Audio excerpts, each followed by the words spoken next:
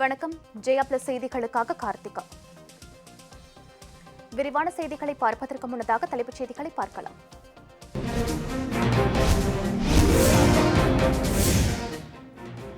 Corona virus தடுப்புக்கு எதிராக அரசுடன் இணைந்து மக்களும் போர் தொடுப்பதாக பிரதமர் மோடி கருத்து.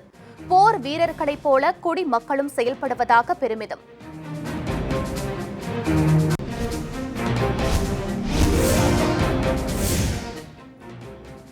தேசிய ஊரடங்கால் கேரளாவில் சிக்கித் தவித்த சுவிட்சர்லாந்து நாட்டு சுற்றுலா பயணிகள் 164 பேருடன் கொச்சியில் இருந்து விமானம் மூலம் சொந்த ஊர் பயணம்.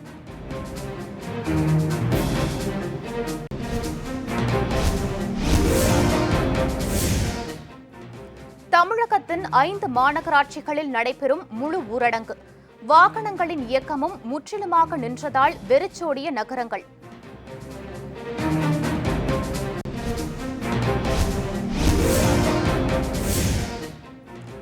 கொரோனா சிகிச்சையில் இருந்து மீண்டவர்கள் பிளாஸ்மா சிகிச்சைக்கு இரத்த தானம் வழங்க ஆர்வம்.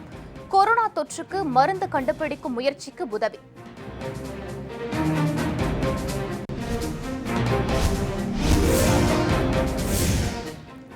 கொரோனா பீதிக்கு மத்தியில் வெம்பக்கோட்டை சரணாலயத்தில் குவியும் வெளிநாட்டு பறவைகள். சீசனை ஒட்டி இன விருத்திக்காக வருகை.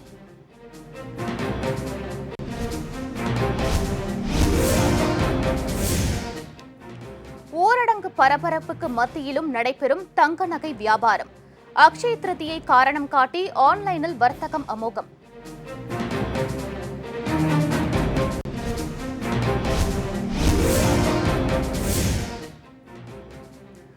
கொரோனா பரிசோதனை கருவிகளின் தரம் குறித்து எழுந்த புகார். இந்தியாவுடன் விசாரணைக்கு ஒத்துழைக்க தயார் என சீன நிறுவனங்கள் அறிவிப்பு.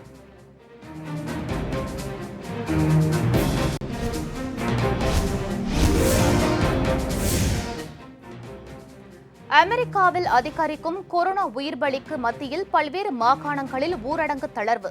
மருத்துவ நிபுணர்களின் எச்சரிக்கையை மீறி எடுக்கப்பட்ட நடவடிக்கையால் அதிர்ச்சி.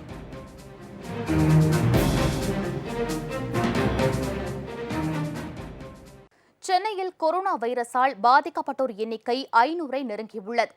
தமிழகத்தில் மேலும் 66 பேருக்கு கொரோனா பாதிப்பு உறுதி செய்யப்பட்டுள்ளது. இதில் 43 பேர் சென்னையைச் சேர்ந்தவர்களாவர். இது 65% தினசரி புதிதாக கொரோனா தொற்று உறுதி செய்யப்படுவோரில் பெரும்பாலானோர் சென்னையைச் சேர்ந்தவர்களாகவே உள்ளனர். தமிழகத்தில் இதுவரை 1821 பேருக்கு கொரோனா பாதிப்பு உறுதி செய்யப்பட்டுள்ளது.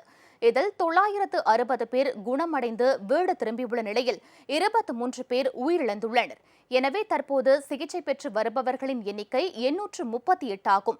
இதில் சென்னையில் மட்டும் 319 பேர் சிகிச்சை பெற்று வருகின்றனர். அதாவது தற்போது மாநிலம் முழுவதும் கொரோனாவிற்கு சிகிச்சை பெற்று வருபவர்களில் 39% பேர் சென்னையில் மட்டுமே உள்ளனர் என்பது சென்னை மக்களிடையே கலக்கத்தை ஏற்படுத்தியுள்ளது. சீனாவில் இருந்து இறக்குமதி செய்யப்பட்ட ரேபிட் டெஸ்ட் கிட்ஸ் துல்லியமாக இல்லை என புகார் எழுந்துள்ள நிலையில் இது தொடர்பான இந்தியாவின் விசாரணைக்கு ஒத்துழைக்க தயார் என அவற்றை ஏற்றுமதி செய்த சீன நிறுவனங்கள் அறிவித்துள்ளன. இந்தியாவில் கொரோனா வைரஸ் வேகமாக பரவி வரும் நிலையில் அதனை கண்டறிவதற்காக சீனாவிடம் இருந்து 5.5 லட்சம் ரேபிட் டெஸ்ட் கிட்களை இந்தியா இறக்குமதி செய்தது. சீனாவின் குவாங்சோ வான்ட்போ பயோடெக் நிறுவனம் 3 லட்சம் கருவிகளையும், லிவ்சான் டயக்னாட்டிக்ஸ் நிறுவனம் 2.5 லட்சம் கருவிகளையும் இந்தியாவுக்கு ஏற்றுமதி செய்தன. இந்நிலையில் இந்த கருவிகள் துல்லியமான முடிவை காட்டவில்லை என புகார் எழுந்தது. இதையடுத்து அவற்றை பயன்படுத்துவதை நிறுத்தி வைக்க இந்திய மருத்துவ ஆராய்ச்சி கவுன்சிலான ICMR கேட்டுக்கொண்டது. இந்நிலையில் தாங்கள் விநியோகம் செய்த துரித சோதனை கருவிகளின் தரம் தொடர்பாக இந்தியாவின் விசாரணைக்கு ஒத்துழைக்க தயார் என சீன நிறுவனங்கள் அறிவித்துள்ளன. இது தொடர்பாக குவாங்சோ வான்ட்போ பயோடெக் நிறுவனம் விடுத்துள்ள அறிக்கையில் தங்களது நிறுவன தயாரிப்பை புனேவில் உள்ள தேசிய வைரலாலஜி இன்ஸ்டிடியூட் மூலம் இந்திய மருத்துவ ஆராய்ச்சி கவுன்சில் மதிப்பீடு செய்து ஏற்றுக்கொண்டது என்று தெரிவித்துள்ளது. மற்றொரு நிறுவனமான லிவ்சான் டயக்னாட்டிக்ஸ் நிறுவனம் விடுத்துள்ள அறிக்கையில் தங்கள் கருவிகளை 2 முதல் 30 டிகிரி செல்சியஸுக்குள்ளான வெப்பநிலை உள்ள இடத்தில் வைக்க வேண்டும் என்றும் அவை உறையக்கூடாது என்றும் தெரிவிக்கப்பட்டுள்ளது. கருவிகளை வைக்கும் அறையின் வெப்பநிலை மிக அதிக அளவில் இருந்தால் அது பரிசோதனையின் துல்லியத்தில் பாதிப்பை உண்டாக்கலாம் என்றும் விளக்கம் அளித்துள்ளது. நீலகிரி மாவட்டம் குன்னூரில் ரேபிஸ் நோய்க்கு மருந்து தயாரிக்கும் பாஸ்டியர் நிறுவனத்தில் முதல் முறையாக கொரோனா பரிசோதனை தொடங்கப்பட்டுள்ளது. குன்னூரில் கடந்த 1907ஆம் ஆண்டில் தொடங்கப்பட்ட பாஸ்டியர் நிறுவனம் மத்திய சுகாதாரத்துறையின் கீழ் செயல்பட்டு வருகிறது. இங்கு வெறிநாய் கடிக்கு மருந்து தயாரிக்கப்படுவதுடன் ரேபிஸ் நோய்க்கு சிகிச்சையும் அளிக்கப்பட்டு வருகிறது. இந்நிலையில் பாஸ்டியர் நிறுவனத்தில் மாவட்ட ஆட்சியர் இன்னசென்ட் திவ்யா மற்றும் சுகாதாரத்துறை அதிகாரிகள் மேற்கொண்ட ஆய்வுக்கு பிறகு மத்திய மாநில அரசுகளின் அனுமதியுடன் கொரோனா பரிசோதனை தொடங்க முடிவு செய்யப்பட்டது. இதன் அடிப்படையில் நேற்று முதல் கொரோனா பரிசோதனை அங்கு தொடங்கியது. அதன்படி நேற்று ஒரே நாளில் அங்கு 45 பேரின் மாதிரிகள் பரிசோதிக்கப்பட்டன. இதற்கு முன்பு கொரோனா மாதிரிகள் இங்கிருந்து கோவைக்கு கொண்டு சென்று பரிசோதிக்கப்பட்டு வந்த நிலையில் தற்போது குன்னூரில் தொடங்கப்பட்டுள்ளதால் தொற்று பாதித்தோரின் இரத்த மாதிரி விவரங்களை உடனடியாக தெரிந்து கொள்ளும் வசதி ஏற்பட்டுள்ளது. நமது நிறுவனத்தின் சார்பாக கோவிட்-19 டெஸ்டிங் இன்னைக்கு ஸ்டார்ட் பண்ணிட்டோம். இந்த ரிசல்ட்ஸ் எல்லாமே நம்மளுடைய டிஸ்ட்ரிக்ட் ஹெல்த் அத்தாரிட்டிஸ்க்கு நாங்கள் ரிப்போர்ட் சப்மிட் பண்ணிடுவோம். அவங்க நம்ம தமிழக அரசுக்கும் இந்திய அரசாங்கத்துக்கும் அவங்க ரிப்போர்ட் பண்ணிடுவாங்க. இதுதான் நம்மளுடைய இன்ஸ்டியூட்டோட ஸ்டேட்டஸ். முதல்ல சாம்பிள்ஸ் நம்ம மேக்ஸிமம் 80 சாம்பிள் வரைக்கும் பண்ண முடியும்.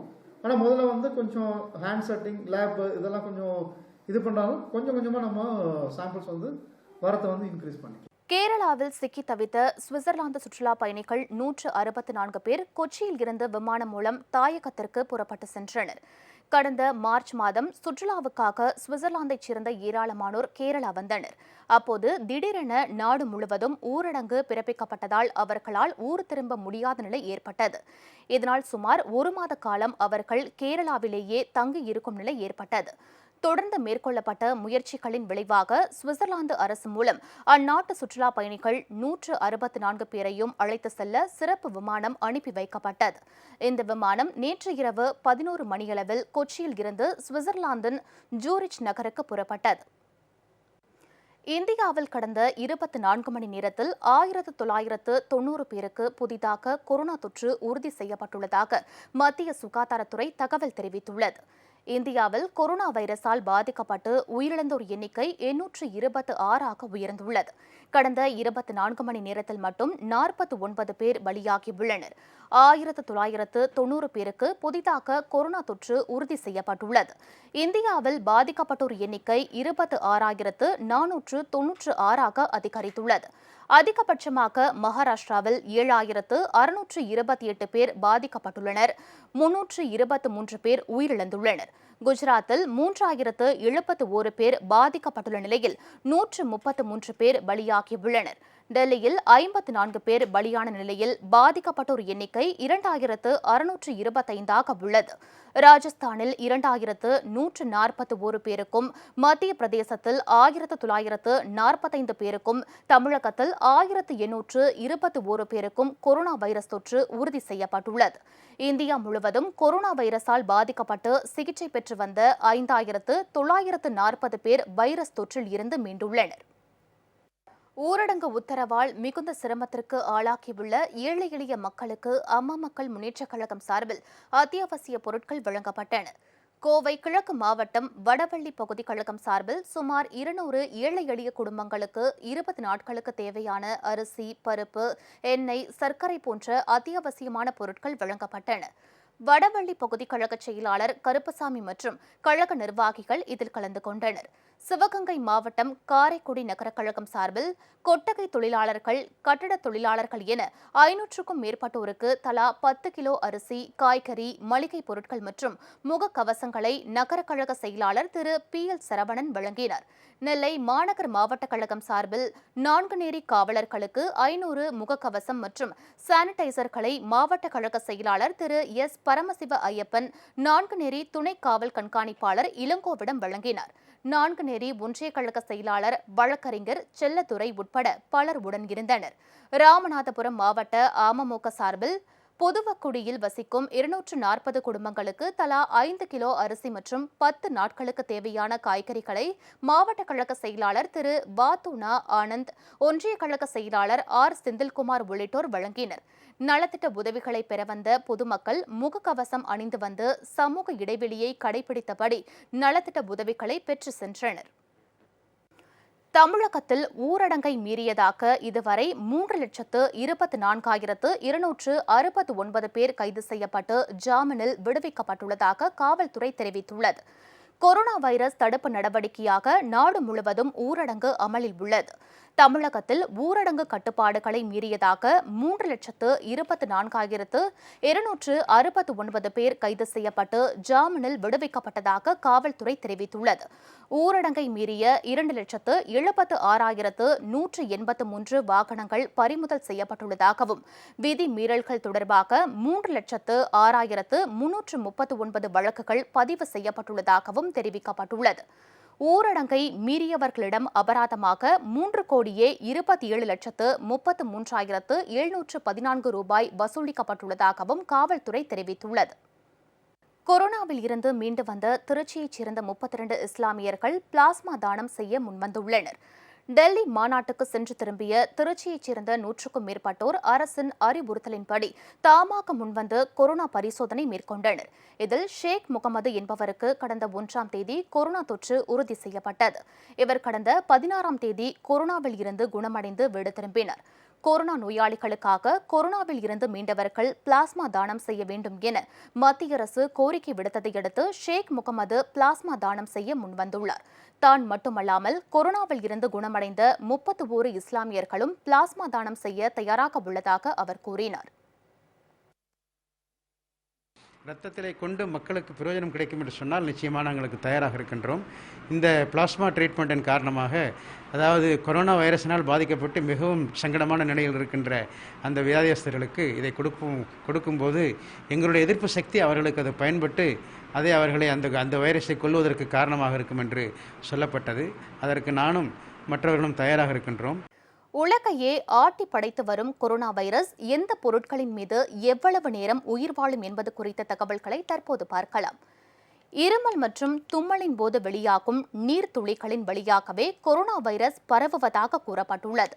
இவ்வாறு காற்றில் கலக்கும் நீர்த்துளிகள் 3 மணி நேரம் வரை உயிர்ப்புடன் இருக்கும் என்று தெரிவிக்கப்பட்டுள்ளது. கொரோனா குடும்பத்தைச் சேர்ந்த பல்வேறு வைரஸ்களும் முறையாக சுத்தம் செய்யப்படாத உலோகங்கள், பிளாஸ்டிக் மற்றும் கண்ணாடி ஆகியவற்றின் மீது 9 நாட்கள் வரை உயிர்ப்புடன் இருக்கும் என்று முந்தைய ஆய்வுகள் கூறுகின்றன.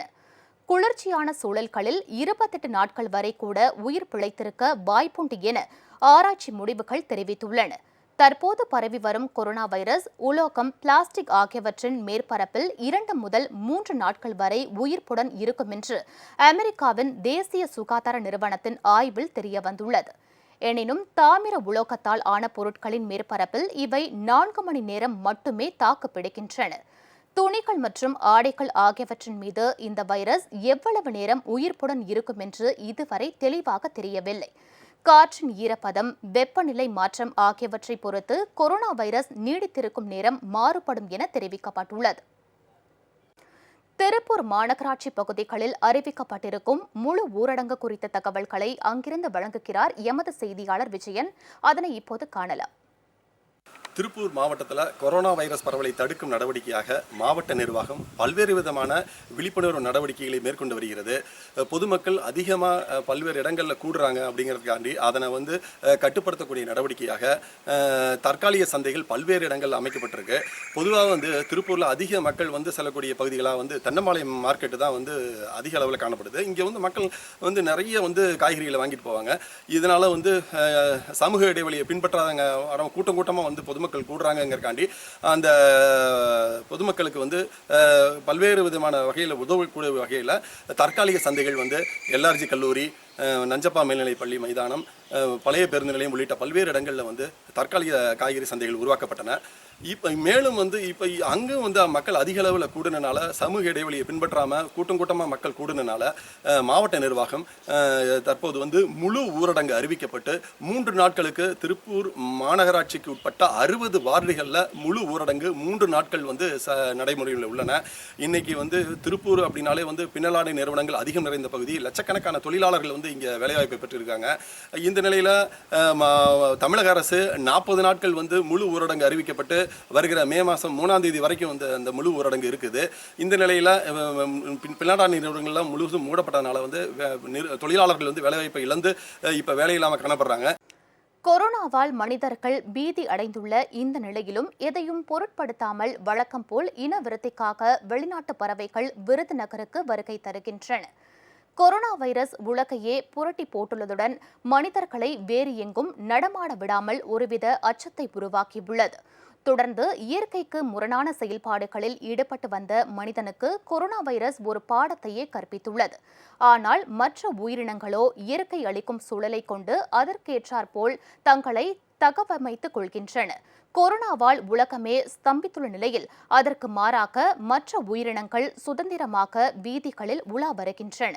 தற்போது தமிழகத்தில் வெயில் சீசன் தொடங்கியுள்ளதால் இப்பருவ காலங்களில் வெளிநாட்டு பறவைகள் இனப்பெருக்கத்திற்காக இங்கு வருவது வழக்கம். அதன் ஒரு பகுதியாக விருதுநகர் மாவட்டம் வெம்பக்கோட்டையை அடுத்த சங்கரபாண்டியாபுரம் கிராமத்தின் நீர்நிலைகளுக்கு ஆஸ்திரேலியா, நைஜீரியா உள்ளிட்ட நாடுகளில் இருந்து செங்கால் நாரை, கூளைக்கடா உள்ளிட்ட பறவைகள் வந்துள்ளன. இப்பறவைகள் எந்தவித அச்சமின்றியும் சுதந்திரமாக உலா வரும் வகையில் அப்பகுதியை சுற்றியுள்ள கிராம மக்கள் பட்டாசு வெடிக்காமலும் ஒலிபெருக்கியை பயன்படுத்தாமலும் பறவைகளை பாதுகாக்க உறுதிமொழி எடுத்துக்கொண்டனர். சங்கரபாண்டியாபுரம் கிராமம் எங்கள் ஊர். இங்கே வெளிநாட்டு பறவைகள் அதிக அளவில் வந்து போகும். பிப்ரவரியிலேருந்து ஜூன் வரைக்கும் இங்கே தங்கியிருக்கும். செங்கால் நாரை, கூரக்கடாய் போன்ற வெளிநாட்டு இனங்கள் ஆஸ்திரேலியாவிலேருந்து வந்துகிட்ருக்கு. இது முன்னாடி அதிகமாக வந்துகிட்டு இருந்துச்சு. இப்போ வரத்து கொஞ்சம் குறைஞ்சிருச்சு. என்ன காரணம்னா இந்த வைரஸ் அந்த மாதிரி பிரச்சனைகள், கொரோனா வைரஸ் அது இதுன்னு. அப்புறம் தண்ணியும் அந்த அளவுக்கு இல்லை. மழைகள் கொஞ்சம் குறைவாக தான் இருந்துச்சு இந்த வட்டம். இந்த இடைப்பட்ட மாதத்தில் முட்டையிட்டு குஞ்சு பொரிச்சு பறவைகள் ஓரளவுக்கு பருவத்துக்கு வந்ததுக்கப்புறம் அதோட இதுக்கு போகும். மழை இல்லாதனாலையும் மரம் ஏற்படமாக அழிஞ்சு போச்சு. அடுத்து இங்கே கம்மாயில் இந்த தண்ணி சரியாக வருதில்லை, அதனால் பறவைகள் அதிகமாக வருதில்லை. இல்லை முந்தி ஆயிரக்கணக்கான பறவைகள் வரும், எண்ணிக்கை அதிகமாக வரும். இப்போ கம்மியாக ஒரு 200, 300, 500 பறவைக்குள்ளே தான் வருது. மேலும் பறவை வரணும் எனக்கு ஆசை தான். தண்ணி வசதி இல்லை, மர வசதி இல்லை, அதனால் ரொம்ப பறவை வரது கம்மியாக இருக்குது. இந்த அரசாங்கம் பார்த்து ரெடி பண்ணால் பறவை மீண்டும் அதிகமாக வர வாய்ப்பு இருக்குது. சங்கரபாண்டியபுரத்தில் கடந்த 50 ஆண்டுகளுக்கும் மேலாக வெளிநாட்டு பறவைகள் தொடர்ந்து வந்து செல்லும் நிலையில் கண்மாய் மற்றும் நீர்நிலைகளில் தண்ணீர் வரத்து குறைந்துள்ளதாலும் பறவைகள் வரத்து ஆண்டுக்காண்டு குறைந்து வருவதாகவும் தெரிவிக்கும் கிராம மக்கள் இதை போக்க அரசு உரிய நடவடிக்கை எடுக்க வேண்டும் என கேட்டுக் கொண்டுள்ளனர். இனி மேலும் சில நிகழ்வுகளை வேகச் செய்திகளாக காண்போம். வேலூர் மற்றும் கன்னியாகுமரியில் கொரோனாவிற்கு சிகிச்சை பெற்று வந்த 19 பேர் குணமடைந்து வீடு திரும்பினர். வேலூர் அடுக்கம்பாறை அரசு மருத்துவக் கல்லூரி மருத்துவமனையில் கொரோனாவுக்கு சிகிச்சை பெற்று வந்த 17 பேர் உடல்நலம் தேறி நேற்று வீடு திரும்பினர். 17 பேருக்கும் பழங்கள் வழங்கியும் வாழ்த்துக்கள் தெரிவித்தும் மருத்துவர்கள் வழி அனுப்பினர். இதேபோல் கன்னியாகுமரி அரசு மருத்துவமனையில் கொரோனாவுக்கு சிகிச்சை பெற்று வந்த நாகர்கோவில், தேங்காய்பட்டினம் பகுதிகளைச் சேர்ந்த 2 குணமடைந்து வீடு திரும்பினர். இதுவரை அம்மாவட்டத்தில் 5 பேர் குணமடைந்த நிலையில் 11 பேருக்கு தொடர்ந்து சிகிச்சை அளிக்கப்பட்டு வருகிறது. நாகை மாவட்டம் சீர்காழியில் காவல்துறையின் ட்ரோன் கேமரா மீது கல்வீசிய இளைஞர் கைது செய்யப்பட்டார். பல்வேறு மாநிலங்களிலும் ட்ரோன் கேமரா மூலம் போலீசார் ஊரடங்கை கண்காணித்து வருகின்றனர்.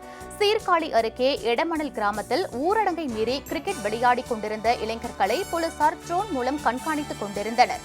ட்ரோனை கண்டதும் இளைஞர்கள் தலை தெறிக்க ஓடினர். அப்போது இளைஞர் ஒருவர் ட்ரோன் கேமராவை நோக்கி கல்வீசினார். இந்த காட்சியை பதிவு செய்த போலீசார் அந்த இளைஞரை கைது செய்தனர்.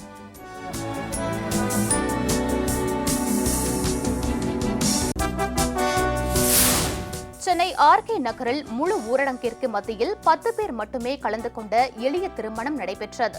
சென்னையைச் சேர்ந்த சிந்து என்பவருக்கும் பெரம்பலூரைச் சேர்ந்த கருப்பையா என்பவருக்கும் நேருநகர் ஒண்டி மாரியம்மன் கோவிலில் திருமணம் நடைபெற்றது. ஊரடங்கு காரணமாக இந்த திருமணத்தில் மணமக்கள் உட்பட 10 பேர் மட்டுமே கலந்து கொண்டனர். சமூக இடைவெளியை பின்பற்றி முகக்கவசம் அணிந்தபடி எளிமையாகவும் பாதுகாப்பாகவும் திருமணம் நடைபெற்றது.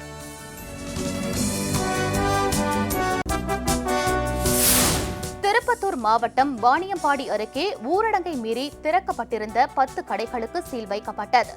கொரோனா அச்சுறுத்தல் காரணமாக வாணியம்பாடி, ஆம்பூர், திருப்பத்தூர் ஆகிய 3 பகுதிகளும் கடந்த 15 நாட்களாக முழுவதுமாக முடக்கப்பட்டுள்ளன. அந்தந்த உள்ளாட்சி நிர்வாகங்கள் சார்பில் அத்தியாவசிய பொருட்கள் வீடுகள் தோறும் விநியோகம் செய்யப்பட்டு வருகின்றன. இந்நிலையில் வாணியம்பாடி, ஆம்பூர் பகுதிகளில் கட்டுப்பாடுகளை மீறி திறக்கப்பட்டிருந்த மளிகை கடை, பேக்கரி, சலூன் என 10 கடைகளுக்கு பேரூராட்சி அதிகாரிகள் சீல் வைத்தனர்.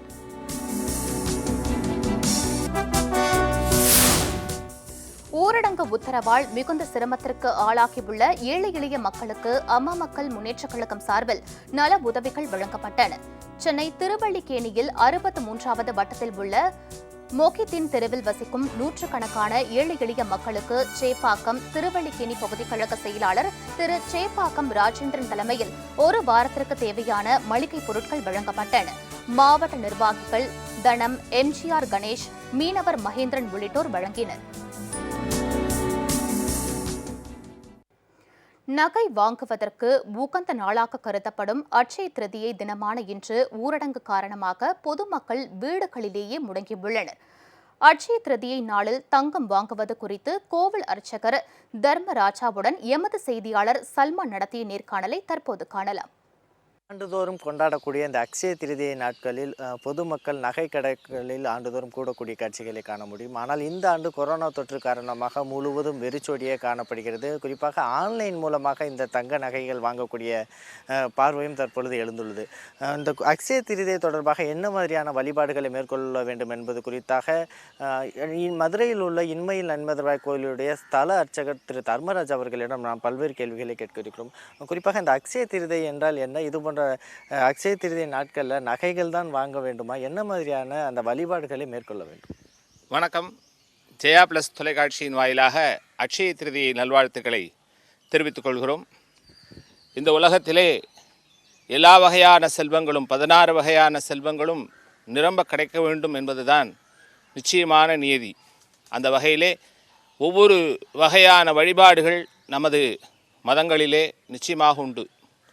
இந்த அக்ஷய திருதியை என்பது சித்திரை மாதத்தினுடைய அமாவாசை முடிந்த 3வது நாள் வளர்பிறை திருத்தியை திதி என்று சொல்வார்கள். அக்ஷய திருதி, அக்ஷய என்று சொன்னால் அள்ள அள்ள குறையாது அப்படின்னு அர்த்தம். விலை மதிப்புள்ள பொருட்கள், இந்த வாழ்வாதாரம் என்று சொல்லக்கூடிய லௌகிக வாழ்க்கைக்கு நன்றாக குறிப்பாக உணர வேண்டும். லௌகிக வாழ்க்கைக்கு தேவையான பொருட்கள் நமக்கு தங்கம், வெள்ளி, ஆபரணங்கள், வீடு, மண், மனை, வாசல், வாகனங்கள் இவைகளையெல்லாம் வாங்குவதற்கு துவங்க வேண்டிய முதல் நாளாகும் இதை கொள்ள முடியும்.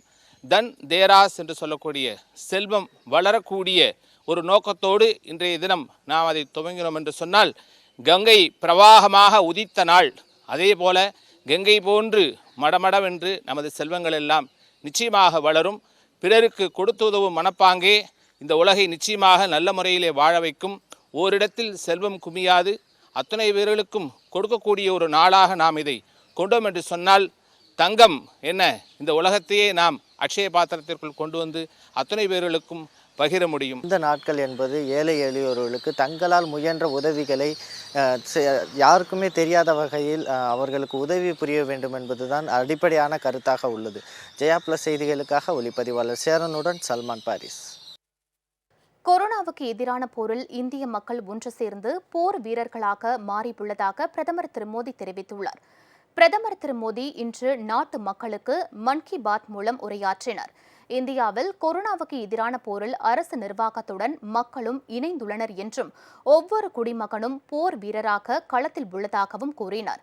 இதற்காக மத்திய அரசு covidwarriors.gov.in என்ற இணையதளத்தை உருவாக்கியுள்ளதாகவும் சமூக குழுக்களும் உள்ளாட்சி நிர்வாகங்களும் இணைந்துள்ள இந்த இணையதளத்தில் 1,25,00,000 மருத்துவர்கள், செவிலியர்கள், தேசிய மாணவர் படையினர் சேர்ந்துள்ளனர். ஒவ்வொரு குடிமகனும் இதில் இணையலாம்.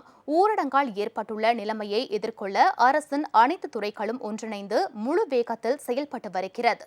உணவு இல்லாமல் ஒருவர் கூட பட்டினியால் தூங்க செல்லாமல் நாட்டின் விவசாயிகள் பாதுகாத்து வருகின்றனர். பள்ளிகளில் தங்க வைக்கப்பட்ட இடம்பெயர்ந்த தொழிலாளர்கள் அந்த பள்ளிகளுக்கு வெள்ளையடிக்கும் பணியை மேற்கொண்டுள்ளனர். கொரோனாவுக்கு எதிராக முகக்கவசம் அணிவது வாழ்க்கையின் ஒரு அங்கமாகவே மாறிவிட்டது. தற்போது நாகரிக சமூகத்தின் ஒரு அங்கமாக மாறியுள்ள முகக்கவசம் நம்மை பாதுகாத்துக் கொள்வதுடன் மற்றவர்களையும் பாதுகாக்கும் கவசமாக மாறியுள்ளதாகவும் திரு மோடி தெரிவித்துள்ளார். செய்திகள் நிறைவடைந்தன. அடுத்தடுத்த நிகழ்வுகளுக்கு தொடர்ந்து பாருங்கள் ஜெயா பிளஸ் செய்தி சேனலை.